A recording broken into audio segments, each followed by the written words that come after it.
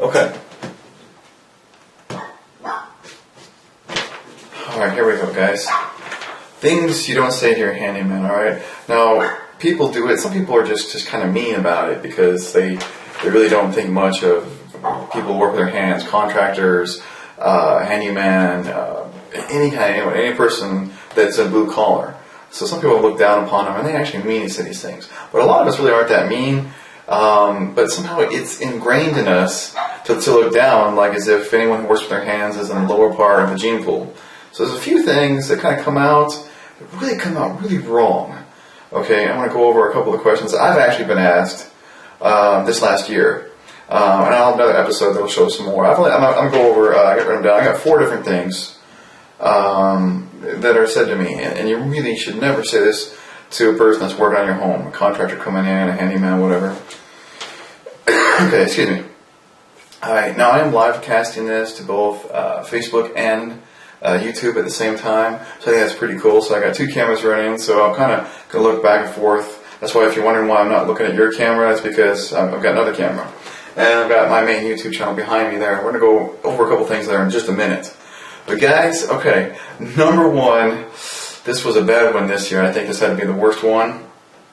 Okay, because me being a personal handyman here in the area, I do a lot of different things, from carpentry to plumbing to electrical, etc., right? And I was doing some plumbing. I think it was actually a garbage disposal or something like that.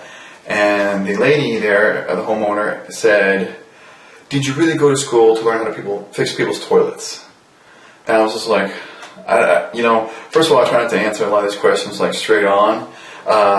So what I really wanted to say is, first of all, I wanted to say, you don't go to like a traditional like college or school to learn trades. You generally most of them are apprenticeships. I mean, yes, there are like HVAC and stuff like that. There are some technical colleges you do go to, right? But to say, did you really go to school to learn how people fix toilets?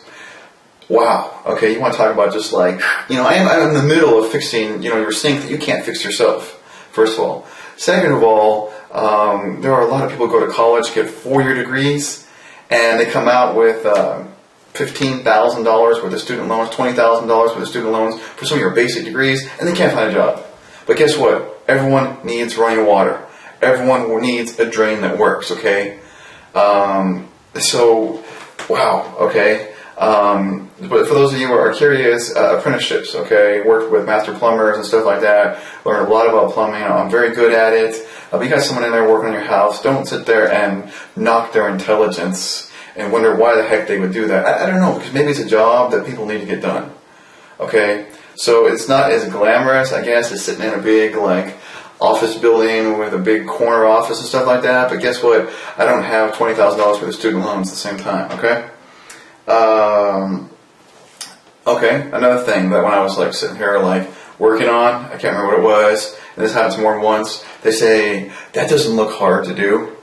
And I'm like, I mean, it takes years of skill to learn how to do things right, okay? To earn a level of professionalism and craftsmanship so that when things are done, they're done right the first time, and they stay done right. They don't fall apart next month, okay? So just look over someone's shoulder and be like, that doesn't look that hard to do. It's like if I came to your office and you had a stack of all these forms and paperwork and things that you fill out, and you've learned how to do it correctly so that it goes in right, you don't have them rejected and stuff like that, and I'd be like, wow, that doesn't look that hard. I don't know why you get paid what you do. I don't know why you need a degree for that. I don't know why you train for that, whether you're in insurance or sales or in medical field, okay? So it's the same thing as if I came into your office and told you that your job looked like it could be done by a monkey. Okay, so just because a handyman or a carpenter or another craftsman is working with their hands does not mean they can be done by a monkey, okay? That's extremely insulting to the years of practice we put into it for our skills. So never say that to a contractor or a handyman that's working on your house if you want them to come back, okay? Now, if you for some reason want to run them off, then go ahead and say that as much as you want. But if you're like many of the people that I know, they're like, I can't find a good man to come fix my house. Well, quit running them off. Quit saying stuff like that. Don't run them off out of your place. Okay. All right. Okay. I saw this on YouTube. Are you sure you're doing that right? Okay, first of all, The only YouTube you should be watching for do-it-yourself is mine. See, it's right there, okay? And I'm going to go over a couple of them here in a minute. But there's more than one way to skin a cat, okay? Now, if for some reason that the person there working in your house actually seems sketchy, okay, and you have, for some reason, you have a good knowledge of what should be happening, and they're doing something wrong, maybe bring it up, but bring it up in a non-aggressive, you're doing it wrong because I saw this on YouTube and they did it differently way. Okay, I'm not saying that they're going to be a butthurt snowflake and they can't handle a question, but ask it in a way that doesn't degrade their years of skill, craftsmanship, and intelligence. Okay? Because that's really an annoying thing. Because like I said, there is more than one way to do things, and if you're a person who has no idea how to do this, and you watched one YouTube video and now you think you're an expert, that comes across more insulting than you can imagine. So never say that. Don't say that. And the fourth one ended up kind of continuing from the YouTube thing. Hey, I saw this on Pinterest. I want to do this. Be careful how you say that, because I don't know, 19 times out of 20, I see people who have said, hey, I got this on Pinterest, and I want you to do this to my house, and it's impossible. Okay, I should take that back. It's not impossible. Nothing's really impossible with enough money. Okay, but no one's giving me a $500,000 budget to tear half their house off and rebuild it so that actually fits into the Pinterest thing. I have people that like see this kitchen remodel where it flows into the dining room and the living room, stuff like that, and I'm looking at it, and it's so easy to see that the area that they're talking about is like 5 times bigger. Okay, this kitchen dining room area in this Pinterest photo is as big as half of their entire house, and they're like, well, can we do this? And I'm like, come on, or they have other things that just don't work. There's a lot of things that you see on Pinterest that look cool, but they're not feasible, not normally feasible. Okay, maybe if the thing was built from scratch, designed around this thing that they're looking at, or this project. I think, there are some good projects on Pinterest. I'm not completely knocking Pinterest. There's some great creative crafts and arts and furniture refinishing and other projects on Pinterest. But a lot of the home remodel ones, whether it's on Pinterest or HGTV, are just not feasible for a normal person's budget. Now, if you happen to have an unreasonable budget, unrealistic budget, and you don't care that you're spending way much more money on your project than you can get back ever when you resell your house, if you don't care about that, if you can do this project and you don't care spending $50,000 on the project, and you don't care that when you go to sell your house, it's only going to add $5,000 to it because you just want it that way, then that's cool. Okay, I guess. But I've never come across a person that wants to do something crazy like that and says, yeah, I got $50,000 and I don't care if it doesn't resell for that. I don't get that back. Never met a person that said that. Okay.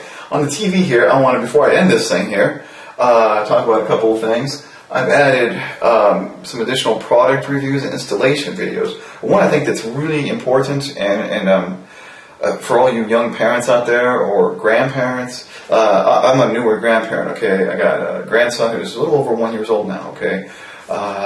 So he's into everything. He's running around, opening everything.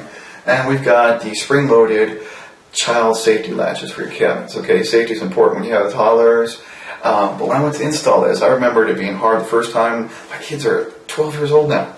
Okay, so it's been a decade since I put these things in, and it wasn't even in this house. Okay, so I went to start putting them in. I'm like, man, these instructions suck something fierce. Okay, suck something really fierce.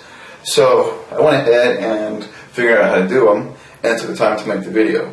So if you guys are new parents, new grandparents, new aunt and uncles that have the kids over a lot, that you want to throw some of these safety latches on, check out the video. I go through some good tips on there for that. That's really one I kind of want to highlight, because this video here is called What Not to Say to Your Handyman, but that's like a little extra thing at the end. Check out that if you know someone who just has got kids and they need to latch these things, but they can't figure out how to put these things in because the instructions suck something fierce. And if you guys are watching and you want me to give you some specific tips on a project that you're trying to do it yourself on, you're not sure if I have a video on it. If I do, I'll link you the video. If I don't, I'll try to make the video. other than that, I think I'm going to wrap this one up. All of you for watching. Really, thanks for watching. And like I said, be careful certain things that you tell your handyman. Because one of the reasons that some of us don't want to come back to people that talk to them like we're a bunch of idiots, and this is the only thing that we can do with our lives is to work with our hands. You know, some of us enjoy working with our hands, some of us don't want to work in office, some of us have a natural talent in the mechanical arts, and we're better off being a plumber or a carpenter than we are being a salesman, okay? And everyone needs, you need carpenters and electricians and plumbers, okay? You do. So when you find a good one, don't run them off. Guys, thanks for watching, and have a good one. Enjoy this icy cold weather. Maybe you're bundled up. I hope so. See you later.